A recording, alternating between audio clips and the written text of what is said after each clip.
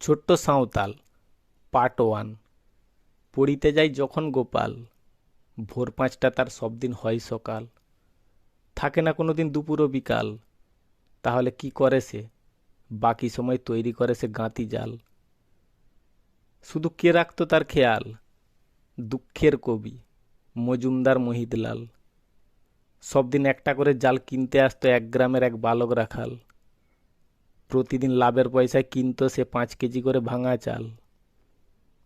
তার নাম ছিল চাঁপাল, বাসস্থান ছিল তার গরুর গোয়াল।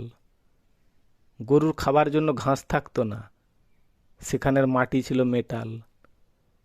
তাদের দুজনের কিরকম কপাল! একদিন খঞ্জরি বাজাতে বাজাতে গিয়েছিল ঠাকুর দয়াল। কীর্তনের নাম হয়েছিল চাঁপাল ও গোপাল। সংসারে ছিল না তাদের কোনো জঞ্জাল। মারা যাবার পর কারা কারা ধরেছিল সেই দুজনের হাল? পার্ট 2 পড়ে শোনাবে ভোপাল।